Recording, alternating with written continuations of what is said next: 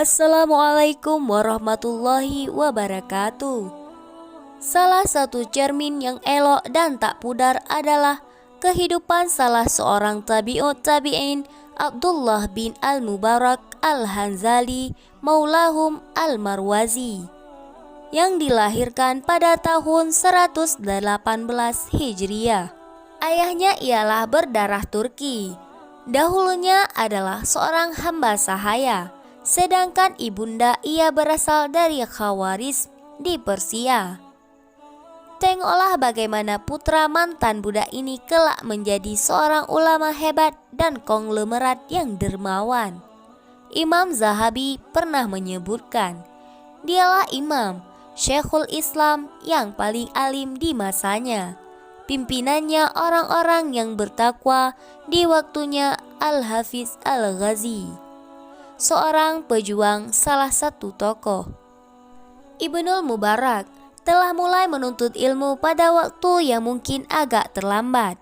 Imam Az-Zahabi menyebutkan dalam ensiklopedinya Syiar A'lam An-Nubala bahwa ia baru memulai menimba ilmu tak kala usia ia memasuki 20 tahun. Namun hal ini tidak membuat ia tertinggal oleh teman-temannya yang telah menimba ilmu terlebih dahulu. Perlu digarisbawahi bahwa tiada kata terlambat untuk menuntut ilmu, karena ilmu tetap bersahaja sampai kapanpun. Rasulullah SAW pernah bersabda, dunia ini terlaknat dan dilaknat segala sesuatu yang ada padanya, kecuali zikrullah dan ketaatan kepadanya, orang yang berilmu dan orang yang belajar ilmu. Guru tertua ia adalah Al-Alamah Al-Muhaddis Rabi' bin Anas Al-Khursani, salah seorang paling berilmu di masanya. Ada yang unik dengan cara Ibnu Mubarak belajar kepada gurunya ini, di mana saat itu orang-orang tidak dapat berjumpa dan belajar kepadanya, karena guru ini sedang berada di dalam penjara disebabkan kezaliman penguasa saat itu. Maka Ibnu Mubarak bersiasat agar bisa mendengarkan dan meriwayatkan hadis darinya, dan ia pun berhasil meriwayatkan kira-kira 40 hadis darinya. Sesulit apapun kondisi hamba, dia tetap harus berusaha untuk belajar dan menimba ilmu. Guru-guru Abdullah bin Al-Mubarak, Al-Abbas bin Mus'ab meriwayatkan dari Ibrahim bin Ishaq Al-Bunani. Ia meriwayatkan bahwa Ibnul Mubarak berkata, aku telah belajar kepada 4.000 guru, dan aku meriwayatkan hadis dari 1.000 guru. Al-Abbas bin Mus'ab berkata, maka aku pun menelusuri guru-guru yang ia meriwayatkan hadis dari mereka sehingga terkumpul bagiku 800 gurunya. Subhanallah. Kedudukan Abdullah bin Al-Mubarak.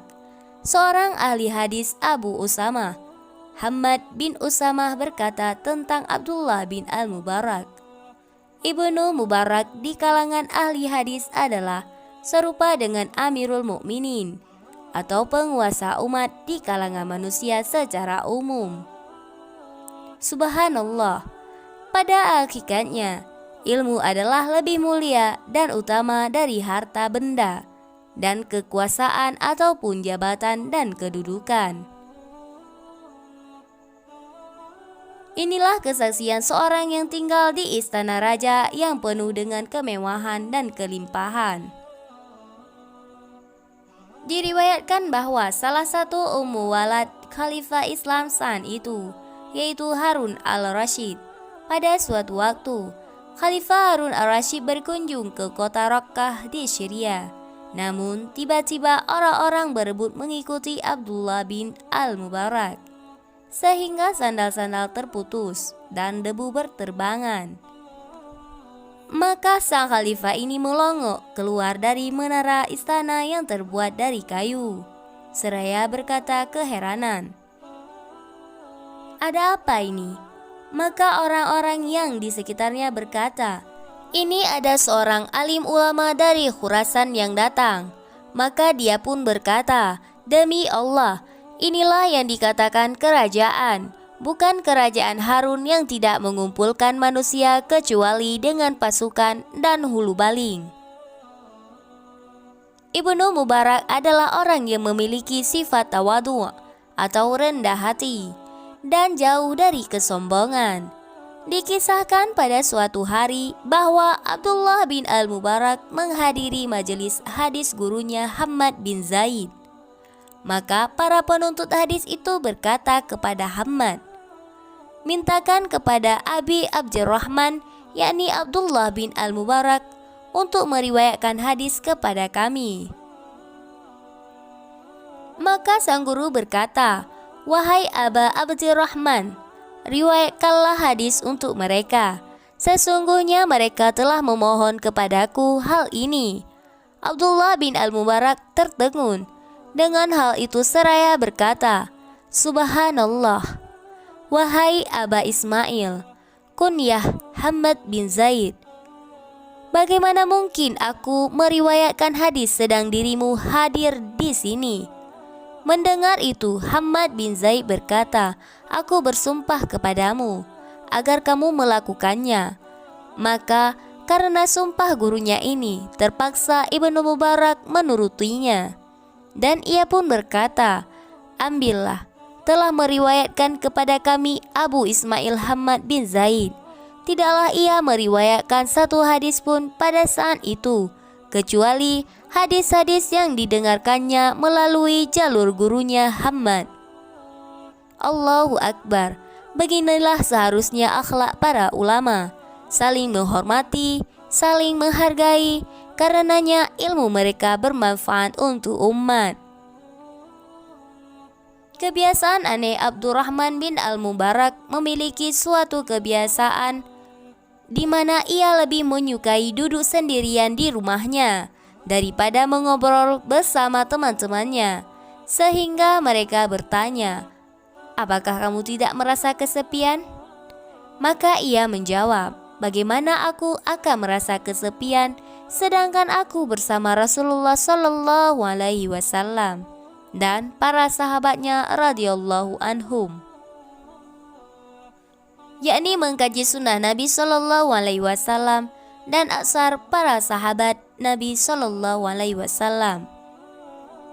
Subhanallah, seharusnya apabila kita merasa bosan di rumah, jenuh dengan rutinitas, maka cobalah mengusirnya dengan membaca kitabullah dan hidup bersama Rasulullah Sallallahu Alaihi Wasallam dan para sahabatnya, khususnya ibu-ibu yang berada di rumah.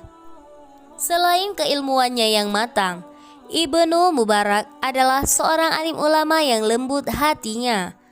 Nuaim bin Hammad menceritakan bahwa apabila Ibnu Mubarak membaca buku-buku raqaiq tentang kelembutan hati, maka seakan-akan dia adalah seekor lembu yang disembelih karena menangis, sehingga tiada seorang pun yang berani bertanya sesuatu kepadanya kecuali akan didorongnya.